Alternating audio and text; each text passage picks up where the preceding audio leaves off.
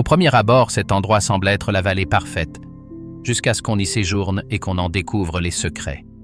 Car certains lieux ne se découvrent pas, ils s'imposent d'eux-mêmes.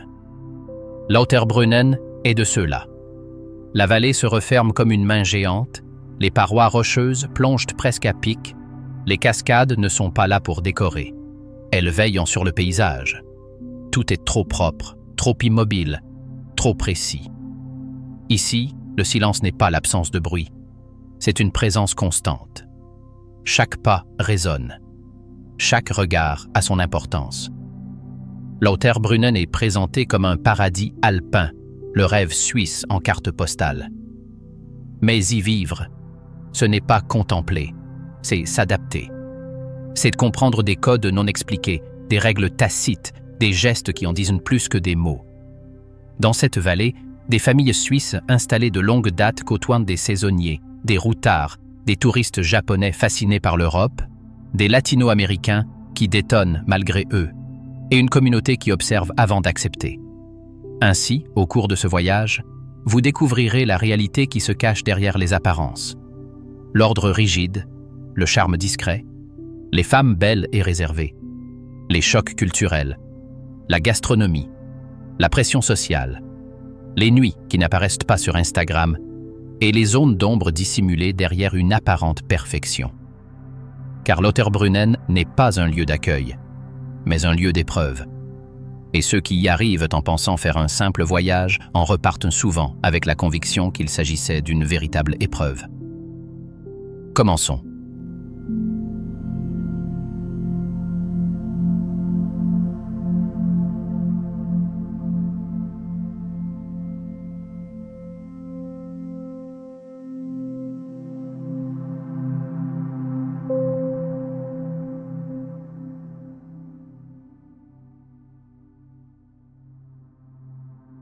Entrez dans la vallée.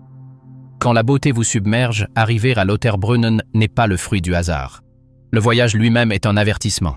Le train serpente lentement entre des montagnes toujours plus hautes, les villages se font plus petits et le paysage semble se resserrer. Lorsqu'on descend enfin en gare, la première sensation n'est pas la joie, mais le silence. Un silence pur, profond, presque intimidant. Pas de chaos, pas de précipitation, pas d'improvisation. Tout semble à sa place, des maisons de bois sombres aux prairies impeccablement entretenues. La vallée est étroite, et cette étroitesse se ressent physiquement. Les parois rocheuses plongent presque à pic, comme si le lieu avait été conçu pour rappeler sans cesse qu'il n'y a pas d'échappatoire visuel. Au-dessus, des cascades dévalent des centaines de mètres de haut. Elles ne sont pas décoratives. Elles étaient là avant le village, avant même que la Suisse ne devienne un pays. Elles font partie intégrante du lieu. L'eau tombe avec une constance hypnotique, marquant un rythme immuable pour tous. L'étranger, à son arrivée, éprouve une sensation difficile à expliquer. Ce n'est ni de l'hostilité, ni un accueil chaleureux, c'est une forme d'évaluation.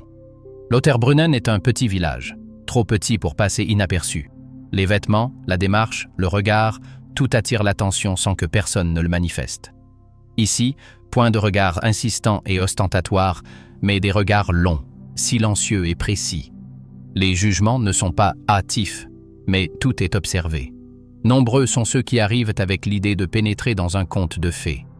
Et pendant les premières minutes, le lieu confirme cette illusion. Des maisons aux balcons débordant de fleurs, des vaches broutant au doux tintement des cloches, des allées qui semblent taillées pour des photos parfaites. Mais cette impression est éphémère. Très vite, une autre dimension apparaît. Celle de la discipline, de l'ordre absolu, l'idée que, ici, on ne fait les choses que d'une seule façon. Lauterbrunnen n'est pas la Suisse telle que beaucoup l'imaginent de l'extérieur. Ce n'est pas seulement du chocolat, des montres et de la neutralité. C'est un microcosme où le contrôle social s'opère sans police visible, sans crise, sans confrontation directe. Un simple regard, un silence plus long que d'habitude, suffisent à comprendre que quelque chose cloche. Les étrangers apprennent vite qu'ici, il n'y a ni improvisation, ni intrusion, ni exagération. Se promener dans le village est une expérience presque théâtrale. Tout est si méticuleusement entretenu que le moindre faux pas semble rompre l'harmonie. Parler trop fort, s'habiller de façon excentrique, se comporter comme un touriste typique, tout cela saute aux yeux. Et à Lauterbrunnen, quand quelque chose détonne, ça se remarque. Non pas parce que quelqu'un le fait remarquer, mais parce que l'environnement lui-même le met en évidence. La beauté est saisissante car elle ne laisse aucune place à la dissimulation. Dans les grandes villes, l'étranger se fond dans la masse, pas ici. Ici, chaque personne est une nouvelle variable dans un système qui fonctionne depuis des décennies sans avoir besoin d'être modifié. Les familles locales se connaissent, elles savent qui habite où, qui travaille avec qui est chez soi et qui ne fait que passer. Le visiteur arrive comme un élément temporaire, toléré, observé, jamais au centre. Le premier contact avec la réalité est généralement brutal. Il peut s'agir d'un petit geste, une instruction laconique, une correction silencieuse, une règle non expliquée mais que chacun s'attend à voir respectée. Ce n'est pas par malveillance, c'est la culture. Lauterbrunnen ne s'adapte pas aux visiteurs. C'est le visiteur qui doit s'adapter à la vallée. Certains ressentent ici un calme profond, d'autres un malaise croissant. Certains se détendent face à l'ordre, tandis que d'autres s'y sentent oppressés. Car la perfection, lorsqu'elle est constante, est épuisante. Il n'y a pas de place pour les bouleversements émotionnels, pas d'espace pour le chaos créatif. Chaque chose a son temps, sa forme et sa limite. Et pourtant, la plupart sont captivés. Non par plaisir, mais par intensité. Lauterbrunnen ne séduit pas ouvertement. Il vous conquiert lentement. Le paysage vous domine, le silence vous réorganise, et le contrôle social vous oblige à vous regarder d'un œil plus attentif. Certains découvrent qu'ils s'intègrent mieux qu'ils ne le pensaient. D'autres réalisent qu'ils ne pourraient pas y vivre ne serait-ce qu'un mois. Ce n'est que le premier contact. La vallée s'est déjà exprimée sans un mot. Et ceux qui y prêtent attention comprennent une chose essentielle.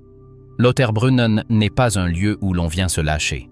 C'est un lieu qui vous sert d'abord fort, pour révéler votre vraie nature quand vous ne pouvez plus vous cacher.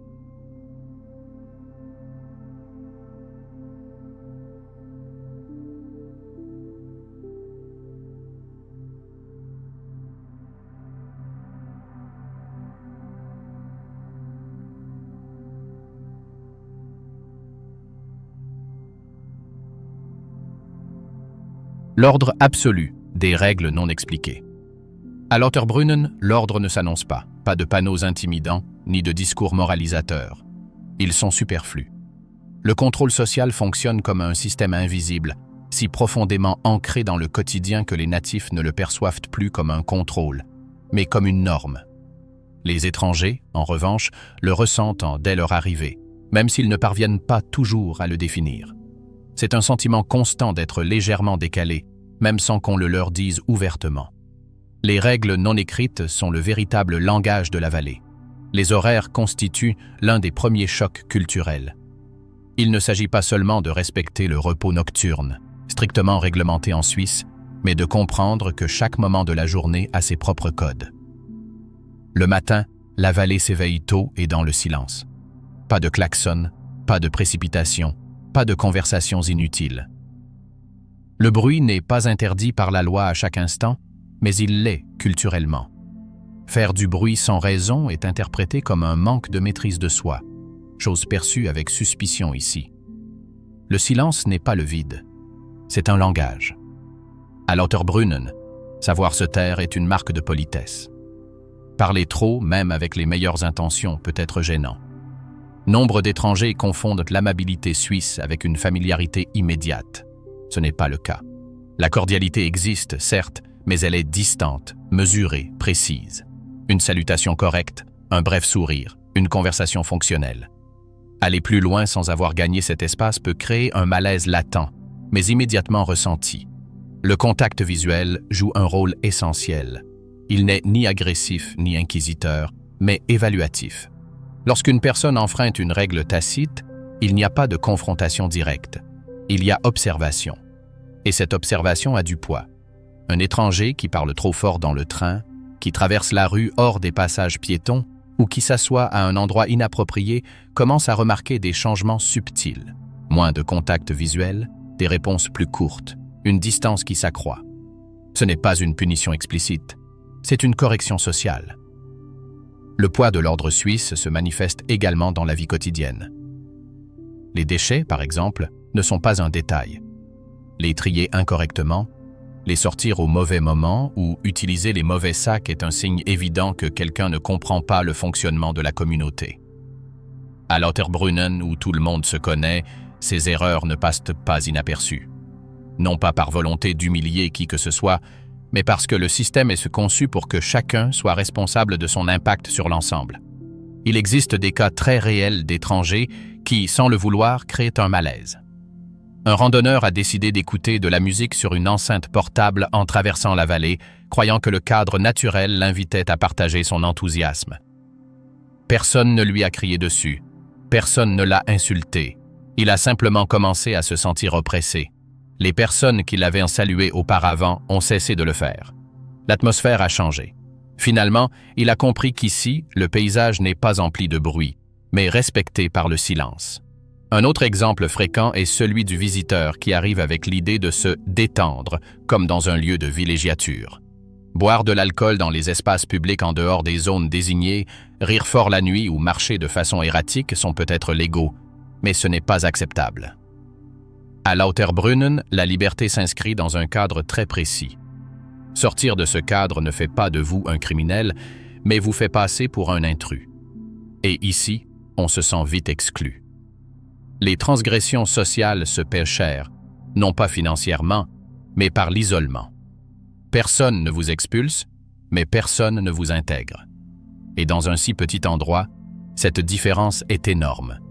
L'étranger qui ne parvient pas à déchiffrer les règles tacites devient une figure périphérique. Il est toujours là, mais en marge de la vie locale. Il ne reçoit pas d'invitation, ne participe pas aux conversations profondes, ne va pas au-delà des apparences. La ponctualité est une autre règle sacrée. Arriver en retard n'est pas perçu comme un signe d'amabilité ou de décontraction, mais comme un manque de respect. Le temps d'autrui est aussi précieux que le vôtre. Lors de réunions, de missions temporaires ou même de rencontres informelles, l'heure convenue n'est pas une simple suggestion. C'est un engagement. Nombre d'étrangers ratent des opportunités simplement parce qu'ils ignorent cette subtilité. Il y a aussi la manière dont on occupe l'espace. À Lauterbrunnen, rien n'est empiété. Les jardins, les allées, même les bancs publics obéissent à une logique implicite.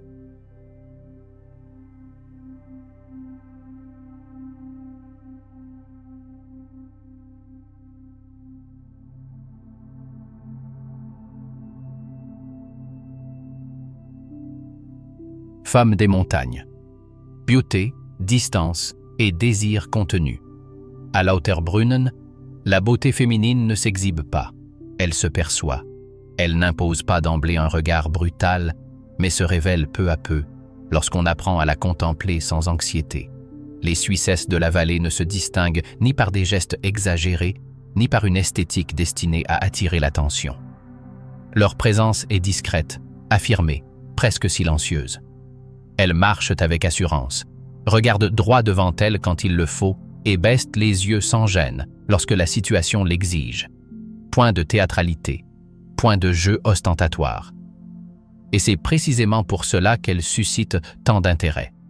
Leurs traits sont généralement nets, une peau marquée par le froid, des corps robustes plutôt que délicats, une posture droite qui témoigne d'une discipline inculquée dès l'enfance. Ici, le corps n'est pas fait pour séduire, mais pour endurer. Marcher de longues distances, travailler, gravir et descendre des pentes, affronter de longs hivers. Tout cela forge une esthétique singulière, plus fonctionnelle que décorative. Cette fonctionnalité, paradoxalement, exerce une profonde attraction sur de nombreux étrangers. La réserve est peut-être le trait de caractère le plus mal compris.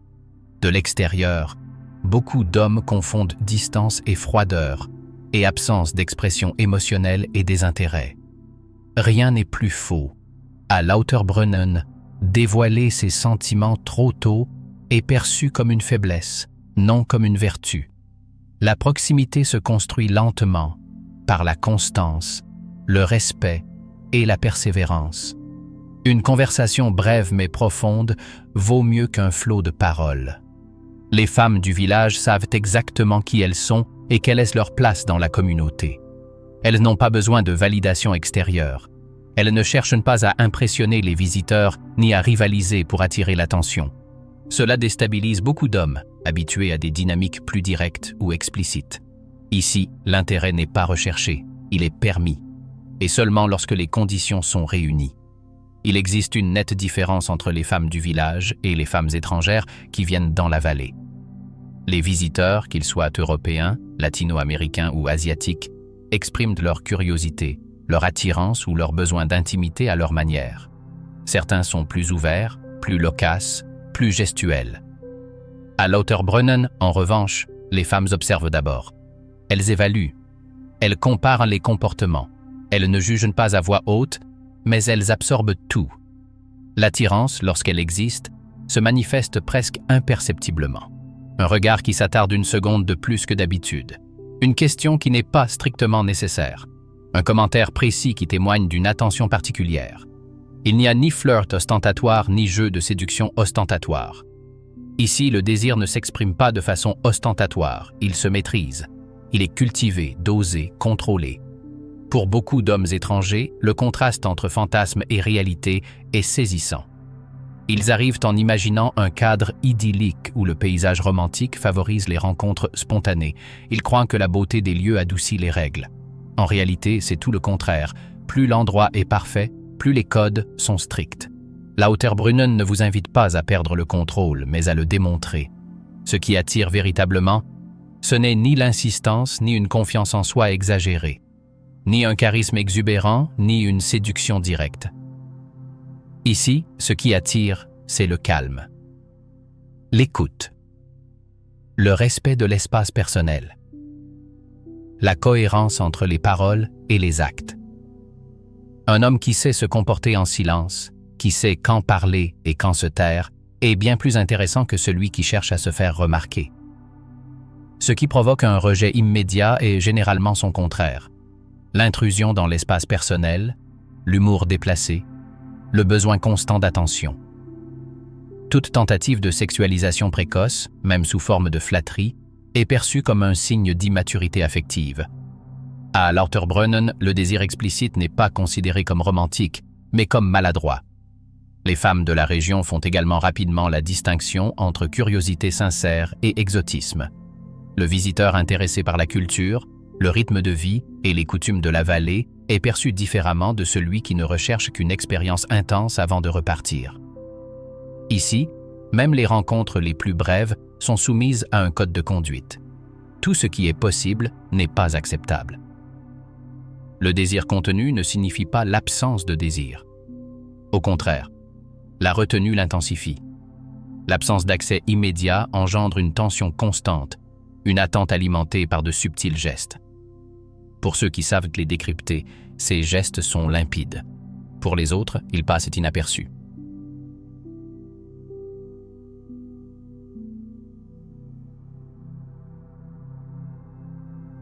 Étrangers au paradis.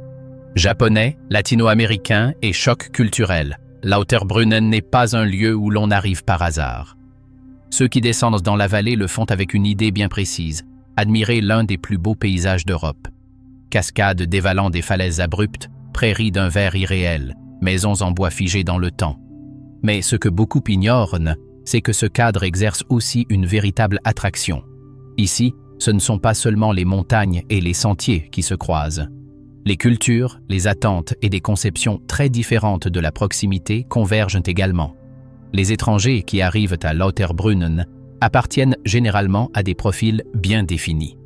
Des routards européens en quête de nature extrême, des voyageurs latino-américains fascinés par la précision suisse, des touristes asiatiques attirés par l'image presque surréaliste de la vallée. Parmi eux, les visiteurs japonais occupaient une place particulière au sein de l'écosystème social du village, non pas en raison de leur nombre, mais en raison du contraste culturel qu'ils apportent. Les touristes japonais arrivent généralement avec une attitude d'observation intense et un respect absolu pour l'environnement. Ils photographient en silence, marchent avec précaution et respectent des règles tacites, même sans explication. Pour les locaux, ce comportement est familier, presque rassurant. Pour les hommes européens et latino-américains qui visitent également la vallée, ce mélange de réserve, de curiosité et de sensibilité suscite une fascination immédiate. Il existe une attirance mutuelle, rarement exprimée.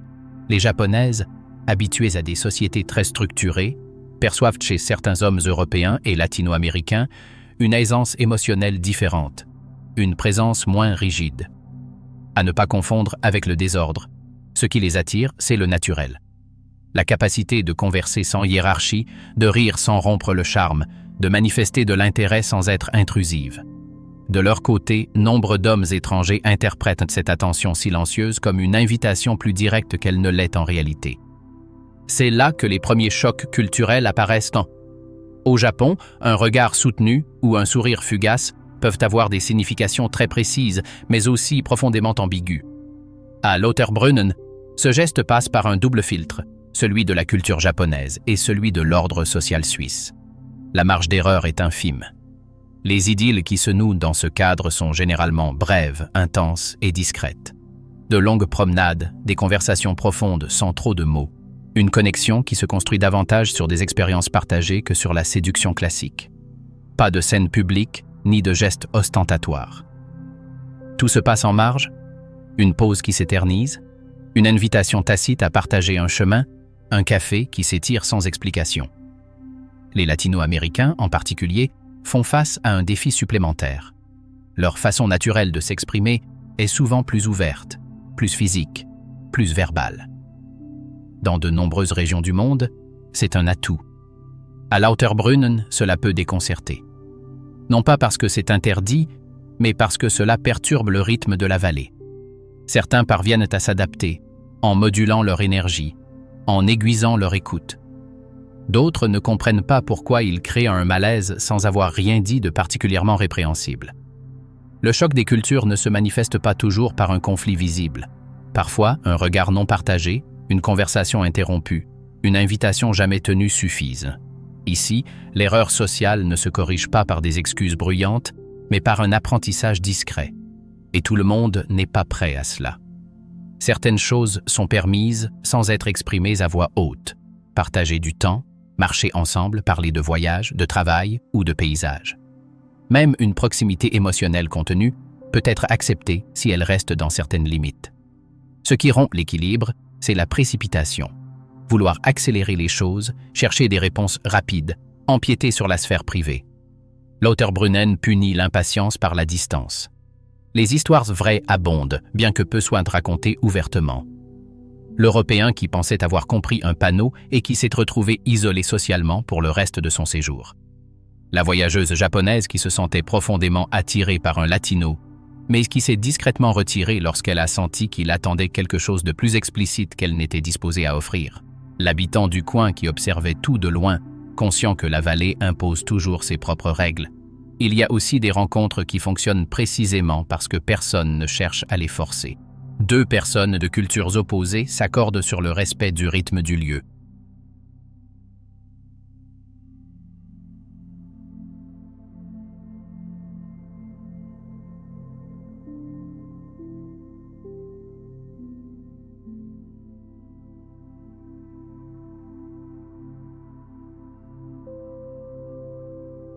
Vivre ici, ce n'est pas des vacances. Vu de l'extérieur, Lauterbrunnen semble une promesse tenue.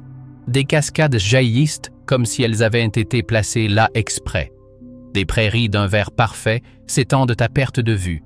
Des maisons en bois s'alignent avec une précision presque irréelle. Pour les visiteurs qui découvrent Lauterbrunnen pour la première fois, l'idée est presque instinctive. Vivre ici doit être un privilège permanent, une sorte de vacances sans fin. Cette impression ne dure pas. Très peu de temps.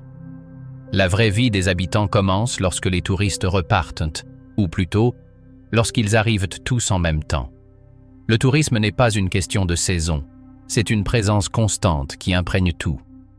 Tôt le matin, les trains déchargent des groupes de touristes, sacs à dos, appareils photo, drones. Conversations en plusieurs langues se mêlent dans une vallée qui, jusqu'à récemment, n'entendait que le vent et l'eau. Pour ceux qui vivent ici, ce décor de carte postale est aussi un lieu de travail qui ne s'arrête jamais. Nombre d'habitants dépendent directement ou indirectement du tourisme. Hôtels, restaurants, transports, entretien, activités de montagne. Le rythme n'est pas dicté par l'horloge, mais par les saisons.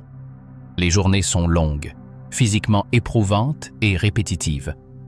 Il faut toujours être poli avec les gens, garder son calme, expliquer inlassablement la même chose à ceux qui ne font que passer et qui, de leur côté, perçoivent rarement la fatigue. L'ordre suisse ne se relâche pas sous prétexte d'épuisement. Il est maintenu. Le coût de la vie est un autre filtre silencieux. Lauterbrunnen n'est pas une ville bon marché, même pour les Suisses. Les loyers sont élevés, l'offre limitée et la pression immobilière constante. De nombreuses maisons ont été transformées en logements temporaires, réduisant ainsi l'espace disponible pour ceux qui aspirent à une vie stable. Vivre au cœur de la vallée est devenu un luxe que peu peuvent s'offrir, même en travaillant à temps plein. C'est là l'une des plus dures contradictions de ce paradis. Ce lieu dont des millions de personnes rêvent de se rendre expulsent peu à peu ceux qui ne peuvent suivre le rythme économique. Certains déménagent dans les villes voisines, d'autres se résignent à partager des logements exigus, d'autres encore partent tout simplement. Pas de drame public, pas de manifestations bruyantes. Seulement des décisions silencieuses prises autour d'une table, avec des chiffres qui ne collent pas. Le contraste entre le décor de carte postale et la réalité se fait cruellement sentir en hiver. Lorsque le flux touristique diminue, le froid s'installe durablement. Jours courts, nuits longues, activités réduites. La vallée devient plus introspective, plus fermée. Pour certains, c'est la période la plus authentique. Pour d'autres, la plus difficile. La beauté est toujours là, mais elle cesse d'être une distraction. Il ne reste que le silence, l'ordre, la routine. L'épuisement mental n'est pas un sujet de conversation courant, mais il est palpable. Vivre entouré de perfection engendre une pression particulière. L'insouciance n'est pas permise. Les pelouses doivent être impeccables, les façades irréprochables, les comportements mesurés. Les attentes extérieures s'immiscent dans la vie privée. Même à la maison, l'exigence reste la même. Il ne s'agit pas de rivaliser, mais de ne pas se faire remarquer. Certains nouveaux arrivants, notamment étrangers, mettent du temps à le comprendre. Ils arrivent avec l'idée d'un changement de rythme, de calme, d'un contact avec la nature. Les premiers mois sont généralement intenses et positifs. Tout est nouveau, tout est impressionnant. Puis la routine s'installe, le même paysage chaque jour, le même itinéraire, les mêmes règles. Et c'est alors que surgit la question que peu osent poser. Est-ce suffisant? L'ordre, rassurant au premier abord, peut finir par devenir oppressant. Non pas parce qu'il est injuste, mais parce qu'il est constant. Il n'y a pas de place pour le chaos, pour les erreurs visibles, pour le désordre créatif. Tout fonctionne, tout est planifié. Pour certains, c'est la stabilité. Pour d'autres, c'est une cage invisible. On raconte l'histoire de personnes arrivées persuadées d'avoir trouvé leur havre de paix et qui, après quelques années, sont parties discrètement. Elles n'ont pas échoué. Elles ont simplement compris que le prix psychologique était trop élevé. Vivre dans un lieu aussi surveillé, réglementé et efficace exige une force intérieure particulière. Le tourisme incessant a aussi un impact sur les relations humaines. Le va-et-vient constant des visages fait que les liens se tissent avec prudence. Vaut-il la peine de s'investir émotionnellement auprès de quelqu'un qui sera parti dans une semaine? Cette logique s'insinue même chez les résidents. Les relations sont fonctionnelles, convenables, mais rarement profondes au premier abord.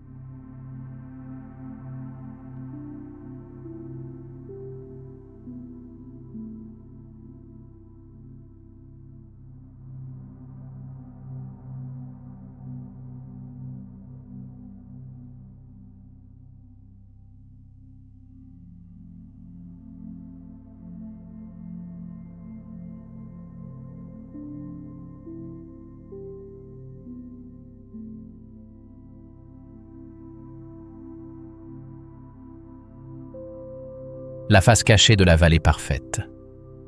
Lauterbrunnen semble être un lieu conçu pour échapper à toute la noirceur du monde. Des cascades silencieuses, des prairies verdoyantes qui s'étendent à perte de vue, des maisons alignées avec une précision qui inspire le calme. Mais la perfection visuelle n'est pas toujours synonyme de paix intérieure. Derrière ce paysage idyllique se cache une tension constante, invisible à ceux qui ne font qu'y passer quelques jours. Cette tension a des noms, des histoires et des conséquences qui n'apparaissent ni dans les brochures touristiques ni sur les cartes postales vendues à la station. L'isolement joue un rôle fondamental. Entouré de montagnes abruptes, avec un hiver qui enveloppe la vallée de silence et un été qui attire des foules qui disparaissent à la fin de la saison, vivre ici signifie composer avec des extrêmes. Le rythme de vie est exigeant, le budget peut être serré et la pression sociale est permanente. Chaque geste est observé, chaque faux pas social mémorisé. Pour certains, cette surveillance silencieuse est normale. Pour d'autres, elle devient un fardeau psychologique qui, avec le temps, se transforme en un poids difficile à supporter. Des cas de suicide et d'accidents, apparemment liés au contraste entre la beauté extérieure et le malaise intérieur, ont été recensés. Peu fréquents, ils suffisent de néanmoins à créer un malaise latent, le sentiment que la perfection de la vallée a un prix invisible. On entend des histoires de personnes venues chercher inspiration ou tranquillité, et qui, avec le temps, ont eu l'impression d'être absorbées par le lieu plus qu'il ne leur offrait.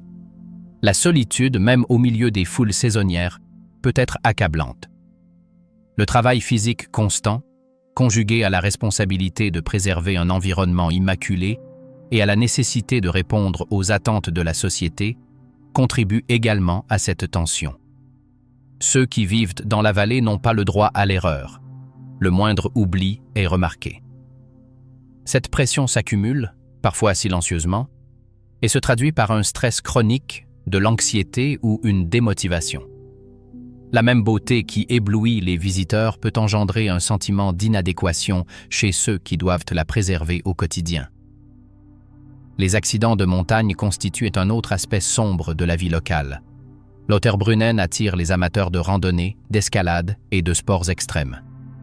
Tout le monde ne connaît pas le terrain, les conditions changent rapidement et la météo peut devenir dangereuse sans prévenir. Les habitants, fins connaisseurs de l'environnement, sont généralement ceux qui interviennent lors des sauvetages ou veillent au respect des protocoles de sécurité, mais même eux savent que la nature de la vallée ne pardonne pas les erreurs. Chaque chute, chaque accident laisse une trace qui ne se mesure pas en statistiques, mais dans les récits familiaux et les silences de la communauté. Le stress psychologique est également amplifié par le sentiment constant d'être observé, non seulement par la communauté, mais aussi par les touristes. La présence continue d'appareils photos, de regards et d'attentes crée une double pression. Rester irréprochable pour les visiteurs et, en même temps, maintenir son quotidien sans s'épuiser.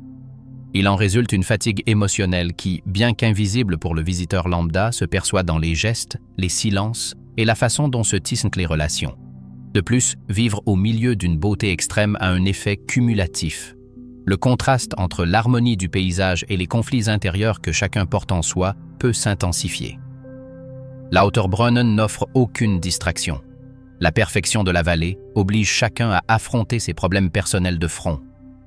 La contemplation constante de la nature, qui pour beaucoup serait un baume, peut devenir un miroir reflétant frustration, limites et désirs inassouvis. Les rumeurs, quant à elles, circulent discrètement. Suicides, accidents, conflits silencieux. Personne ne les annonce, mais tout le monde les connaît. On en parle à voix basse, dans les cafés déserts après la haute saison, parmi les habitants qui ont appris à vivre avec l'ombre que projettent ces histoires. Cette ombre émotionnelle n'altère en rien la beauté du lieu, mais elle lui confère une dimension que le touriste ne perçoit jamais, la vallée parfaite.